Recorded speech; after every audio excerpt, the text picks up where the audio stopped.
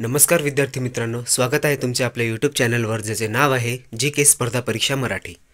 तर मित्रांनो, आपण आजच्या व्हिडिओमध्ये बघणार आहोत इंडियन पोस्ट GDS 2025च्या भरतीबद्दल, ज्यामध्ये एकूण 21,413 जागांसाठी भरती होणार आहे।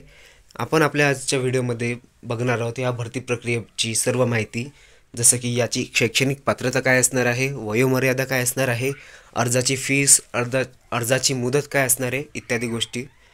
चला तर मग मित्रांनो, आपण आजच्या व्हिडिओला सुरुवात करूया। मित्रांनो, जसं की मी मागच्या स्लाइडवर सांगितलं आहे, या इंडियन पोस्ट GDS 2025च्या भरतीमध्ये एकूण 21,413 जागासाठी भरती होणार आहे। या अर्जाची तारीख जी आहे ती 10 फेब्रुवारी ते 3 मार्च एवढी असणार आहे। मित्रांनो, अर्ज भरण्याची जी मुदत आहे ती सुरू झालेली आहे, आणि जो तुम्ही एकदा भरलेला फॉर्म जर त्यामध्ये काही चूक आढळली आणि तुमचा फॉर्म जर तसाच सबमिट झाला तुमच्याकडनं, तर तो तुम्हाला करेक्ट करता येऊ शकतो। त्यासाठी करेक्शन विंडो असणार आहे 6 मार्च ते 8 मार्च।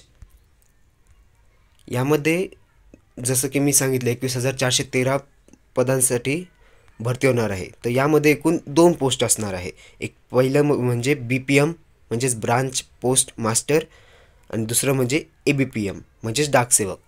ब्रांच पोस्ट मास्टरची जी पेमेंट असणार आहे ती 12,000 ते 29,380 एवढी असणार आहे, व तसेच डाकसेवकची जी पगार असणार आहे ती 10,000 ते 24,370 एवढी असणार आहे। मित्रांनो,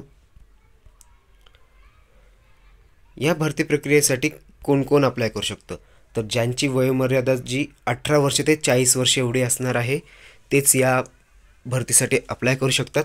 सोबतच SC ST धारकांसाठी 5 वर्षाची सूट असणार आहे, आणि OBC धारकांसाठी 3 वर्षांची सूट असणार आहे। मित्रांनो, अर्जाची जी फीस आहे ती जनरल आणि OBC धारकांसाठी 100 रुपये एवढी असणार आहे, व महिला व SC STच्या उमेदवारांसाठी कुठल्याही प्रकारची फीस आकारला जाणार नाही आहे।